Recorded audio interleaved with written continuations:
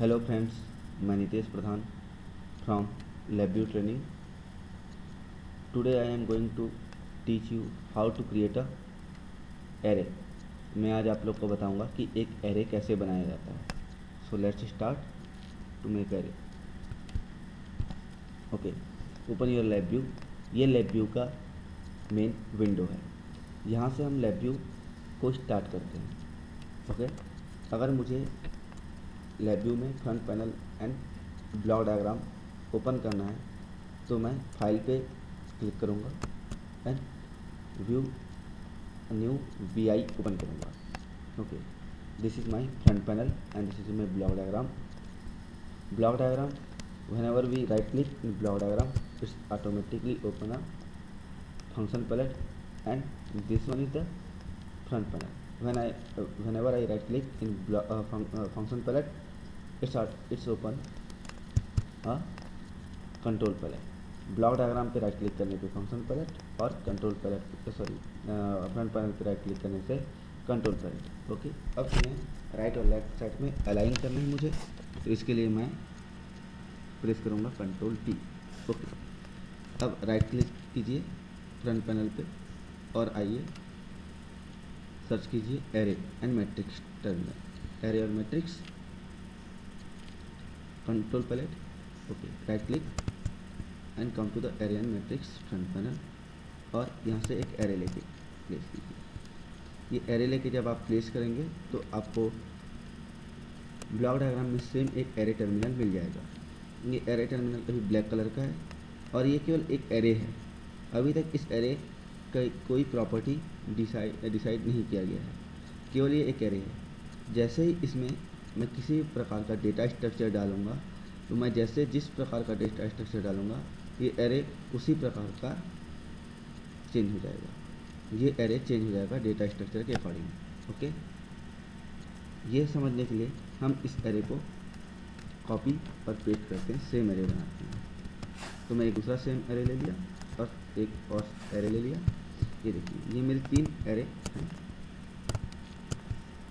Okay, अब मैं तीनों में अलग अलग डेटा स्ट्रक्चर डालूंगा. एक में न्यूमेरिक डेटा स्ट्रक्चर, तो इसका कलर ऑरेंज हो गया. कैसे डाला मैंने देखिए, अगर मुझे स्ट्रिंग डालना है तो कम टू स्ट्रिंग, ये मेरे हैंड में है. ये स्ट्रिंग को मैं इनसाइड प्लेस करूँगा, string. And third one is, अगर मुझे बुलियन डालना है तो ये देखिए पॉज बटन, ये मैं बुलियन. तो जैसे मैं न्यूमेरिक डाला तो मेरा कलर ऑरेंज हो गया.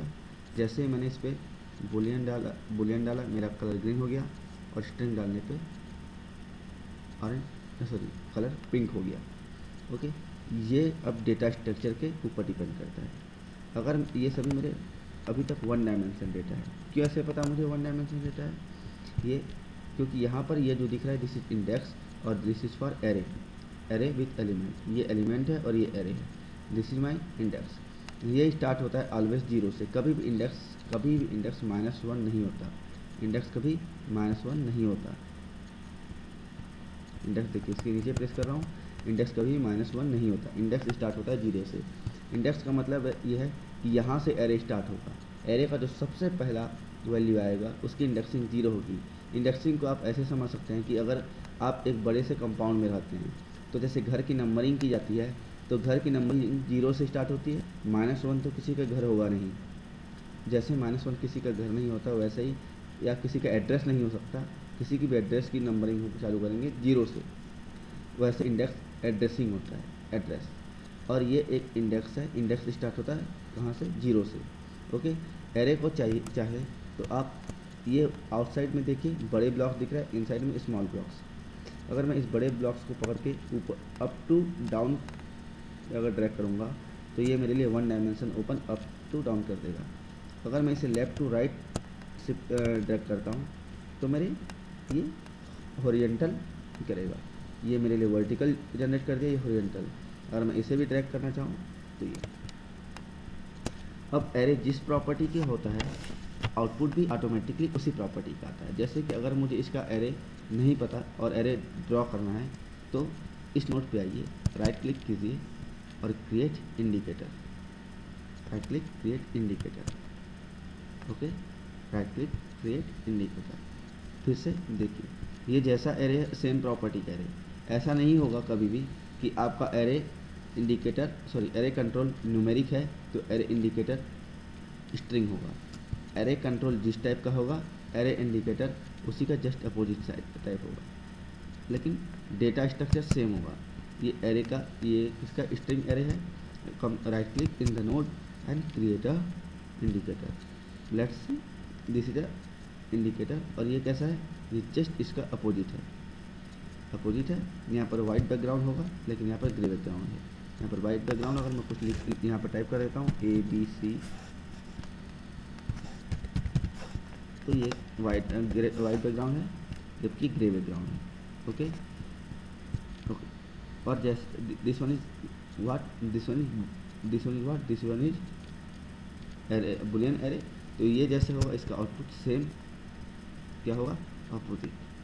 तो यहाँ पर थोड़ा सा प्रॉब्लम होता है क्योंकि इसका आउटपुट सेम किस टाइप से आ गया जैसे इंडिकेटर। पर मैं इंडिकेटर क्या है, ये मेरा इंडिकेटर टाइप तो है नहीं, ये मेरा कंट्रोल है। तो मैं इसे चाहूँ तो रिप्लेस कर सकता हूँ। Come here and replace by this one. तो ये मेरा पूरा एरे क्या हो गया, कैसे किया मैंने फिर से दिखाता हूँ। इस पर्टिकुलरली पे आइए, पर्टिकुलरली एक एलिमेंट्स पे। ये सिंगल जब होते हैं तो एलिमेंट, ये एक एरे है लेकिन इसके एक सिंगल को हम एलिमेंट बोलेंगे, एलिमेंट। ओके, तो इस बुलियन एलिमेंट पे आके मैं राइट क्लिक करता हूँ, come to the replace and आपको कौन जो चाहिए वो सिलेक्ट कर लीजिए। ओके, ये मेरा एरे बन गया। ओके, अब ये मेरा 1 डायमेंशन एरे है। अगर मैं एक 2 डायमेंशन एरे बनाना चाहूँ तो उसके लिए क्या प्रोसेस है, ये जानने के लिए मैं एक काम करता हूँ, इन दोनों को डिलीट कर देता हूँ और इस पर कॉन्सेंट्रेट करता हूँ। ठीक है, अगर मुझे 2 डायमेंशन एरे बनाना है, अभी देखिए ये मेरा 2 डायमेंशन एरे अगर मुझे जनरेट करना है। ओके, तो this one is my 1 dimension array. इसे मैं यहाँ ले आता हूँ। अगर मुझे 2 डायमेंशन एरे बनाना है तो इसके लिए 2 प्रोसेस हैं।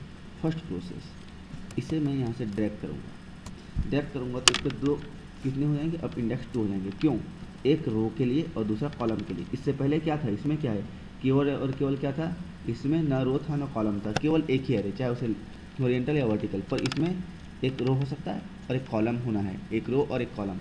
एक रो और एक कॉलम के लिए ही मेरे 2, ये सबसे फर्स्ट वाला रो के लिए होता है, उसके बाद कॉलम के लिए। इसको मैं इस टाइप से ड्रैग किया करता था, पर मैं इसे इस टाइप से ड्रैग नहीं कर पाऊँगा। इसे ड्रैग करने के लिए मुझे ये जो सीढ़ी ऐसे बार आ रहा है, देखिए फिर से यहाँ पर, ठीक है, इसे पकड़ के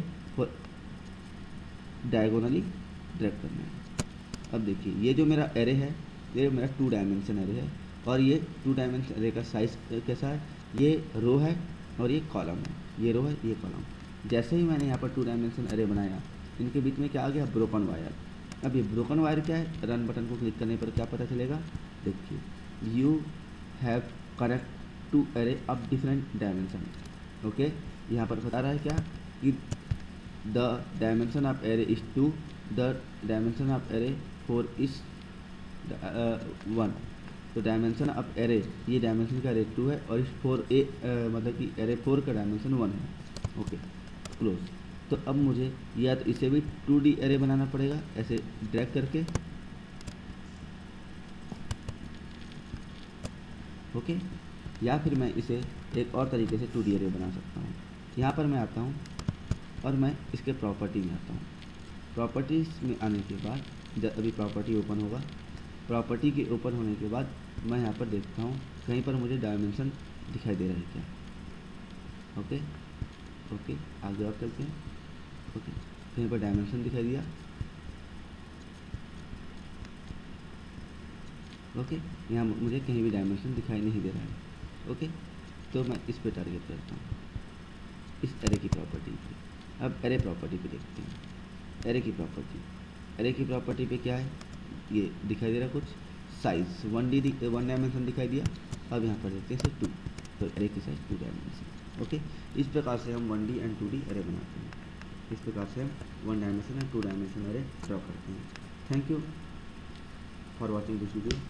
अगर आप लोगों को मेरा वीडियो अच्छा लग रहा है तो लाइक और सब्सक्राइब कीजिए और शेयर भी कीजिए। Thank you.